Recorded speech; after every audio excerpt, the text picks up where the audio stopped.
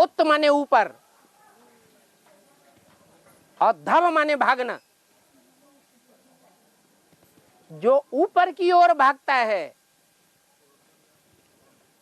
उसका नाम है उद्धव।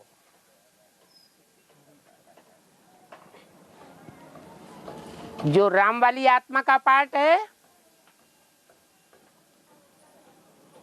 वो किसको याद करता है? सेवक कहाँ रहता है वास्तव में? सेवक कहाँ का वासी है? परमधाम वासी।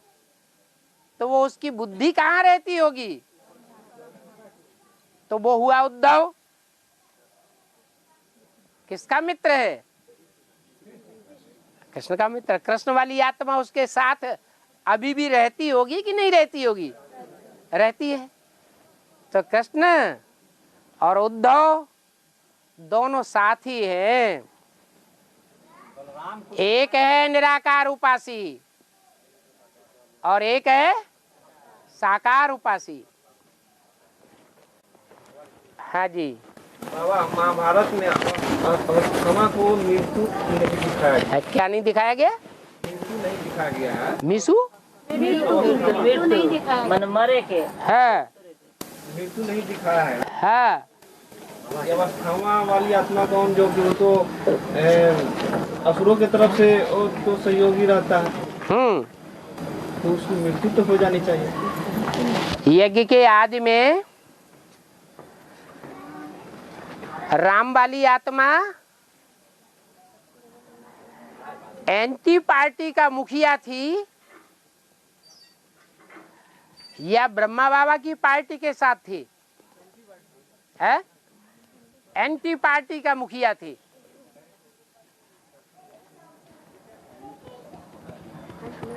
तो कौरव संप्रदाय हुई या पांडव संप्रदाय हुई? है बोलो, जिसने प्रश्न किया सो बोलो।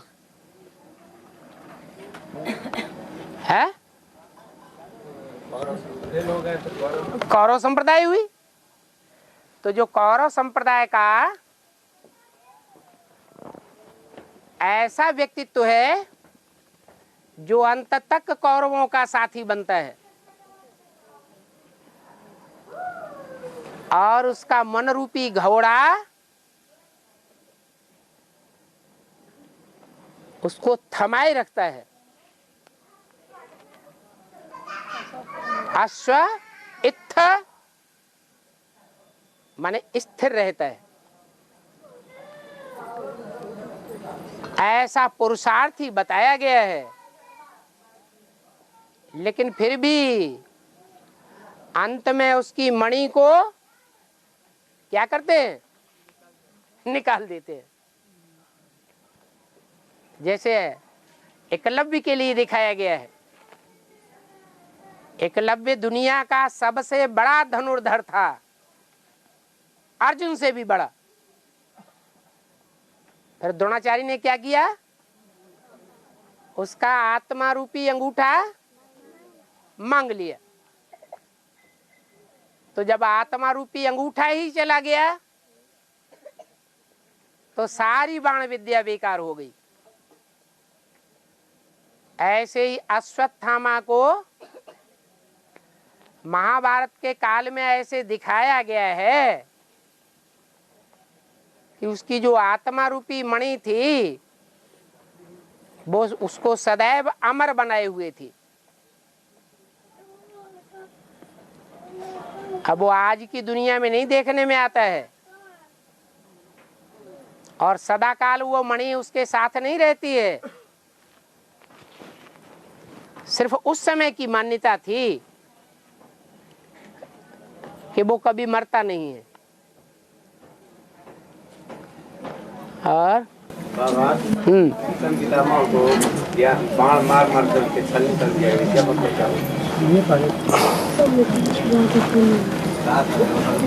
भीषम माने भयंकर।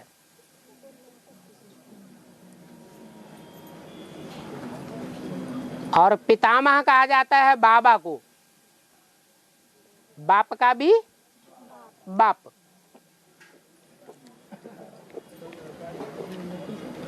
भारतवर्ष में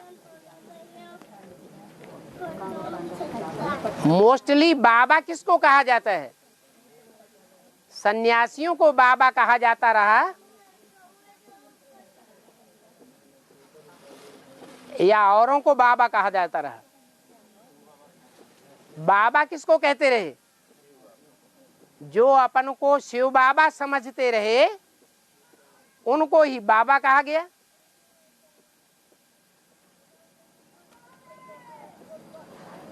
तो उन बाबाओं में जो भीष्म प्रतिज्ञा करने वाला था, भयंकर प्रतिज्ञा ब्रह्मचर्य की, जो कार्य कोई नहीं कर सकता, कि बचपन से लेकर के बाल ब्रह्मचारी रहे सारा जीवन,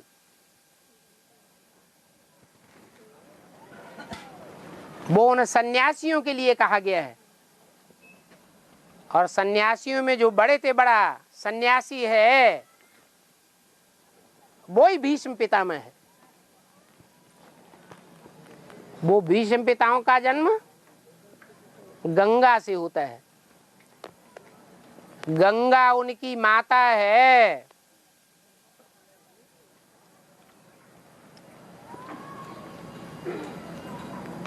पिता कौन है?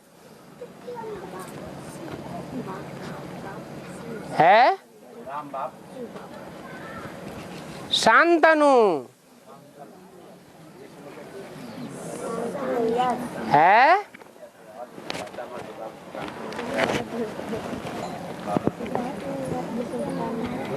तो वो भीष्म पितामह भीष्म प्रतिज्ञा करने वाले थे और कौरवों की दुनिया में सबसे ज्यादा पावरफुल थे। उनसे ज्यादा कोई पावरफुल कौरव था? है? नहीं था। तो ऐसे ही बाबा ने बोला है कि तुम बच्चे अभी पुरुषार्थ करते रहो। अभी ये साधु सन्यासी नहीं निकलेंगे भीष्म पितामह। अंत में जब ये सन्यासी निकलेंगे तब तुम बच्चों की विजय हो जाएगी। झाड़ के चित्र में सबसे मोटी जड़ कौन सी दिखाई गई है? कौन से धर्म की है? सन्यास धर्म। इस्लाम धर्म की तो लंबी जड़ है, लेकिन मोटी जड़ सन्यास धर्म की, माने सबसे ज्यादा पावरफुल है। इनका पार्ट एक तरह से न्योले का पार्ट है। जैसे न्योला सांप को क्या करता है? टुकड़े टुकड़े करके काट देता है, खंडन कर देता है। ऐसे ये सन्यास धर्म की आत्माएं जब निकलेंगी तुम्हारी सहयोगी बनेंगी। तो जो इस्लाम धर्म है, क्रिश्चियन धर्म है, बौद्धी धर्म है, सिख धर्म है, इन सब धर्मों का खंडन करके रख देंगी। कोई इनका मुकाबला नहीं कर सकेगा।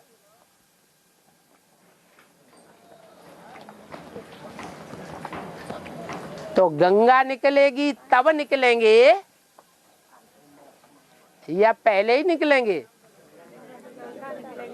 गंगा के किनारे चौकड़ी मार करके बैठते हैं ये सन्यासी।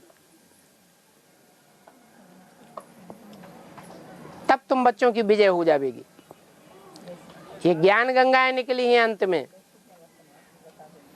कब निकलेगी बाबा? अंत में। और स्वर्ग और वैकुंठ में क्या अंतर है? स्वर्ग होता है दो शब्दों से। स्व माने आत्मा और ग माने गया। कहाँ गया? आत्म की स्थिति में गया।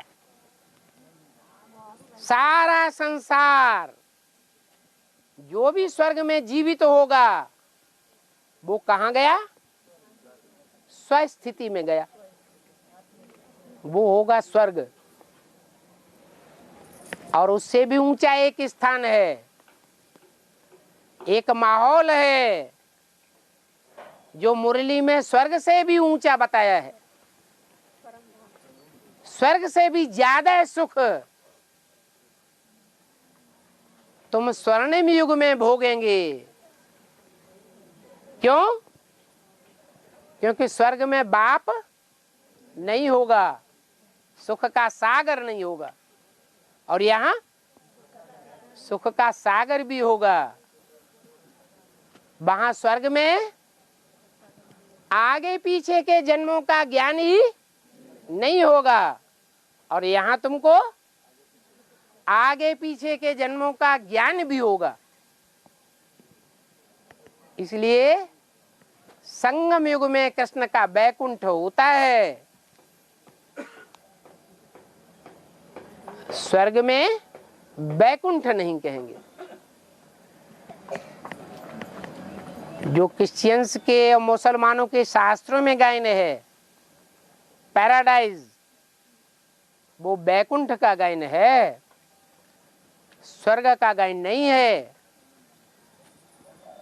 मुसलमानों के शास्त्रों में जो जन्नत का गायन है वो संगम युग का गायन है। संगम युग में वहां मुसलमान भी जिंदा होंगे और सुनेंगे कि भारत में जन्नत है। अंग्रेज भी लोग भी मानेंगे भारत में पैराडाइज है, लॉर्ड कृष्ण का राज्य है। लॉर्ड छोटे बच्चे को नहीं कहा जाता, लॉर्ड माने जमींदार, लैंडलॉर्ड। ये बड़े आदमी का टाइटल होता है, छोटी उम्र के बच्चे का टाइटल नहीं होता है। तो वो संगम युग में पार्ट होगा या सतयुग के आदि में होगा? संगम में पार्ट होगा। और बाबा एक ही फूल उद्धार का मतलब है, एक ही फूल उद्धार। जो कन्याएं अभी सरेंडर्ड हो रही हैं और अपना सारा जीवन अर्पण करके ईश्वरीय कार्य में बाजी लगा रही हैं, वो अपने वर्तमान कुल का उद्धार करने वाली बनेंगी या नहीं बनेंगी? क्योंकि बाबा ने बोला है तुम्हारा पूरा का पूरा परिवार ज्ञान में चलेगा। तो एक जन्म का उद्धार तो ये हो गया, और वही कन्याएं नई दुनिया की जो पहले जन्म की जनरेशन होगी उसको जन्म देने वाली भी बनेंगी। तो दूसरे जन्म का भी उद्धार हो गया, और उसके बाद जो 19 जन्म बचे उस सरणी में, उस पीढ़ी में 19 पीढ़ियों तक सुख ही सुख होगा या दुख भी होगा? सुख ही सुख होगा। तो 21 पीढ़ियों का उद्धार करने की निमित्त बन जाती है। इसलिए गायन है कन्या वह जो 21 कुल का उद्धार करे। और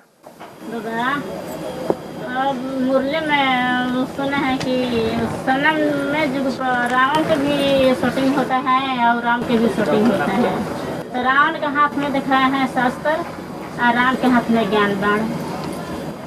रावण के हाथ में दिखाया है शस्त्र और राम के हाथ में ज्ञान बाण। इससे पहले जो बोला सो नहीं समझ में आया। मैंने सनम युग पर शूटिंग होता है, राम के और रावण के दोनों का शूटिंग सनम युग पर होता है। हाँ तो राम के हाथ में दिखाया है ज्ञान बाण, हाँ और रावण के हाथ में शस्त्र। हाँ। तो अब एकरा बाद आप लोग बताइए। हाँ? आप बताइए। क्या बताएं? राम को हाथ में क्यों ज्ञान बाढ़ दिखाए हैं, हाँ रावण के हाथ में क्यों वेद शास्त्र दिखाए हैं? हाँ, रावण के हाथ में वेद शास्त्र इसलिए दिखाए कि रावण जो है वो शास्त्रों का ज्ञान पढ़ पढ़ के ग्रहण करता है। उसके बुद्ध रूपी हाथों में जो कागजों में लिखा हुआ है ना, वो सुन करके या पढ़ करके तब लड़ाई लड़ता है। और जो राम वाली आत्मा है वो शास्त्रों का ज्ञान पढ़ करके सुन करके नहीं, वो उसको मंथन करके उस ज्ञान को घिसती है, जैसे हीरा घिसा जाता है। बाण होते हैं ना, तो बाण भी घिसे जाते हैं, नुकीले बनाए जाते हैं। तो है तो वही बाण जो ब्रह्मा मुख से निकाले गए हैं, लेकिन नुकीले नहीं हैं। जैसे ब्रह्मा मुख से निकाला गया, भगवान सर्वव्यापी नहीं है। ये शास्त्र की बात हुई ना, कागज की बात होकर के रह गई ना। लेकिन इससे ये तो क्लियर ही नहीं हुआ कि सर्वव्यापी नहीं है तो एक व्यापी कौन है। क्लियर हुआ? नहीं हुआ। लेकिन राम वाली आत्मा जो है वो बाणों को तैयार करती है, नुकीले बाण जो घाव कर देते हैं हृदय में। शास्त्रों की सुनी सुनाई बातों से किसी के दिल पर कोई असर नहीं हो रहा है, इसलिए दुनिया सुधरती नहीं है। जो राम के बाण हैं वो ऐसा घाव कर देते हैं कि तिल मिला करके प्राणी अपने जीवन को चेंज करने के लिए मजबूर हो जाता है, देहभान को छोड़ने के लिए मजबूर हो जाता है।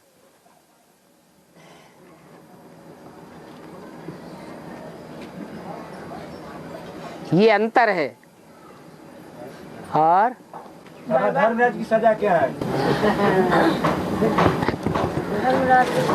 पहले तो समझो धर्मराज क्या है, क्या है, कौन है? हाँ, धर्म अर्थात धारणाओं का राजा है ब्रह्मा। और वो ब्रह्मा की सोल तमो प्रधान होती जा रही है या सतो प्रधान होती जा रही है? तमो प्रधान होती जा रही है।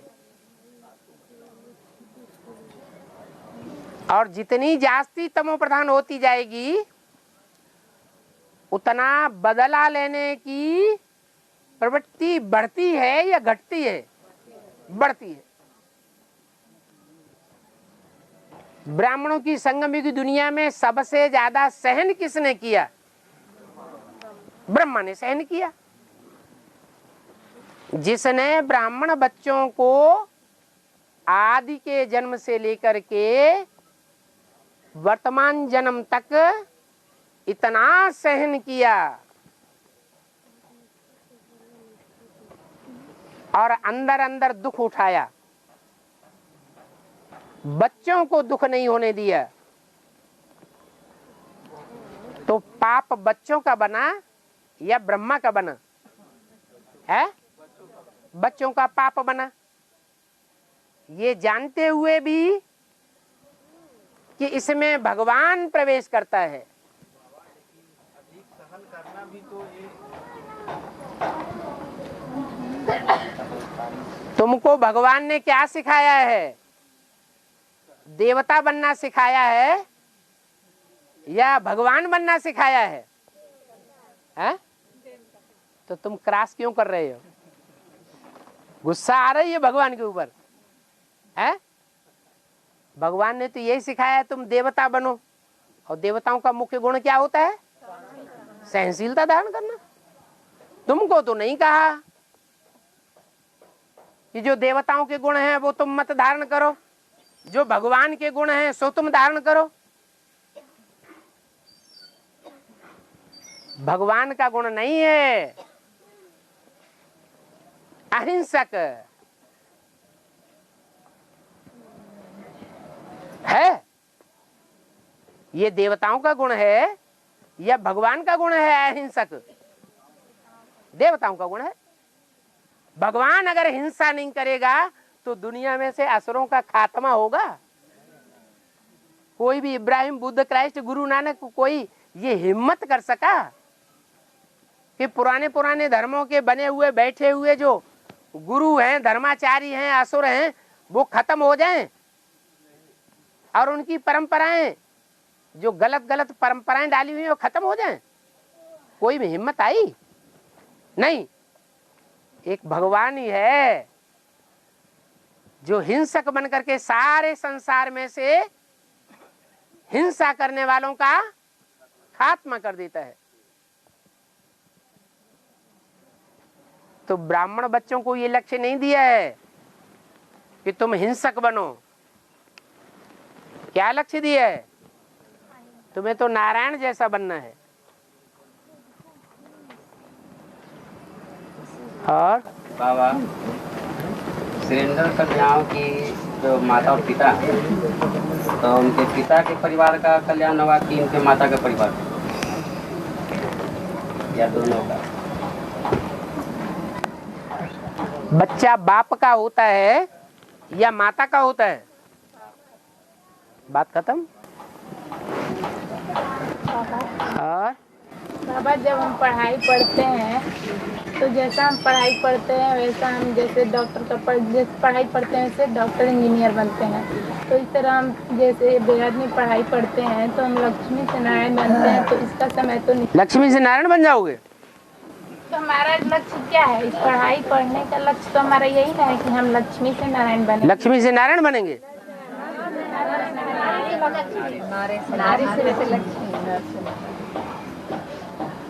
नारी से लक्ष्मी बनेंगे। हाँ, ये लक्ष्य है। तो बनेंगे नहीं नारी से लक्ष्मी जैसे? बनेंगे। तो जैसे हम पढ़ाई पढ़ते हैं तो डॉक्टर इंजीनियर का समय तो निश्चित होता है ना कि इतने साल के बाद बन जाएंगे। तो यहाँ निश्चित नहीं है। 100 साल से ज्यादा है क्या? 70-71 साल तो खत्म हो गए। यहाँ भी तो निश्चित है। बाकी पढ़ाई टुच्चिया है एक जन्म के लिए, और यहाँ की पढ़ाई जन्म जन्मांतर के लिए है। तो यहाँ की पढ़ाई थोड़ा ज्यादा टाइम चलेगी कि नहीं चलेगी? और कृष्ण को यशोदा क्यों पाला जाता है? कृष्ण को यशोदा क्यों पाला? कृष्ण को यशोदा क्यों पाला? अच्छा, यशोदा ने देखा कि जो देवकी है वो तो खुद ही कंस की जेल में है, जो खुद ही दूसरे के बंधन में है, वो उसको यश देगी या अपयश देगी? जो बंधन में पड़ा हुआ है वो बंधन में रहने वाला भगवान की महिमा करेगा, भगवान का गायन करेगा या भगवान की ग्लानि करेगा? जो ब्रह्मा कुमारियां एडवांस ज्ञान ले चुकी, उनकी बुद्धि में बैठा हुआ है, बैठ गया, लेकिन बंधन में है वही। तो जिनके बंधन में है उनके सामने भगवान के पाठ को प्रत्यक्ष कर सकेंगी है? गायन करेंगी कि ग्लानि करेंगी? है? ग्लानि ही करेंगी, क्योंकि बंधन में है। नहीं, माता गायन करेंगे, रावण ग्लानि करेंगे। ये बंधन में है। जो ब्रह्मा कुमारियां, लेकिन बाप की ग्लानि नहीं करेंगे। जो ब्रह्मा, सुनो तो तुम पहले, जो ब्रह्मा कुमारियां एडवांस ज्ञान ले चुकी चुपके चुपके और ब्रह्मा कुमारियों में ही बैठी हुई हैं, उनके अंडर में ही हैं, उनके अंडर में रहती हैं, खाती हैं, पीती हैं, सारी परवरिश ले रही हैं, बंधी हुई हैं। तो उनके सामने वो भगवान बाप की ग्लानि ही करेंगी या महिमा करेंगी? गलानी सुनेंगी लेकिन गलानी करेंगी नहीं। पहले बात को पहले समझिए, सुनिए तो हुआ में पानी चल रहा है ये। डर से गलानी करेगा। रुक जाओ, उनको छोड़ दो। इनको कहो ब्रह्मा कुमारी आश्रम में 2 महीने रह के आओ।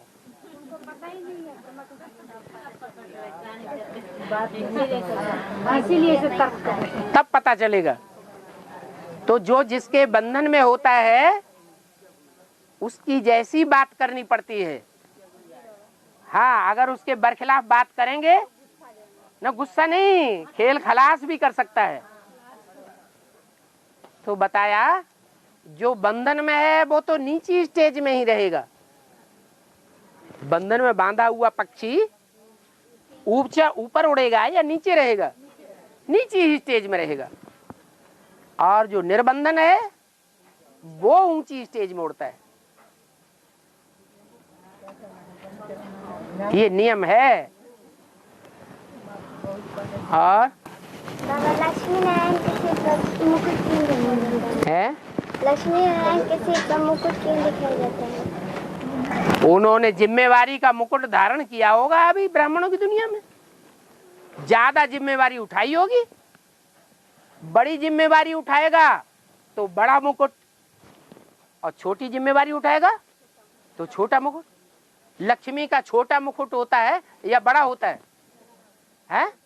लक्ष्मी का छोटा और नारायण का बड़ा। और जगदम्बा का और भी छोटा होता है कि बड़ा होता है? जगदम्बा का और भी छोटा। ऐसे ही मंदिर, जिन्होंने ज्यादा सेवा की है, सारी दुनिया की सेवा की है, सारी दुनिया की सेवा के निमित्त बने, उनके बड़े बड़े लक्ष्मी नारायण के भव्य मंदिर बनते हैं। और जगदम्बा ने छोटी सेवा की है तो उनके छोटे छोटे मंदिर बनते हैं। कॉलेज बनाएंगे, स्कूल बनाएंगे, बाहर गेट पे एक ताक में जगदम्बा की, सरस्वती की मूर्ति रख देंगे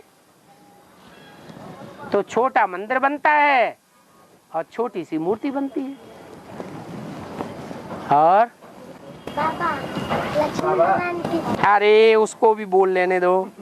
हाँ, लक्ष्मी नारायण की आंखों में काजल काहे रहता है? लक्ष्मी नारायण की आंखों में काजल क्यों दिखाया जाता है? हैं? उनकी आंखें सुंदर दिखाई पड़े इसलिए काजल दिखाते हैं। हाँ, ये तो आज की दुनिया वालों ने दिखा दिया ना। जो असली लक्ष्मी नारायण होंगे उनको काजल लगाने की दरकार थोड़ा ही होती है। और हाँ, माताओं में पवित्रता धारण करने की क्षमता ज्यादा होती है। अच्छा, फिर भी कृष्ण के माथे पर मोर क्यों दिखाया जाता है, माताओं को राधा के माथे पर क्यों नहीं? क्योंकि कृष्ण जो है वो वास्तव में कृष्ण की बात है या शिव बाबा की बात है? अरे कृष्ण का नाम दे दिया है भगवान के रूप में, वो कृष्ण की बात है या शिव बाबा की बात है? तो शिव जिसमें एवर प्योर प्रवेश करके पार्ट बजाए रहा है, कर्मेंद्रियों को कंट्रोल कर रहा है, उसका मुकाबला कोई कर सकेगा?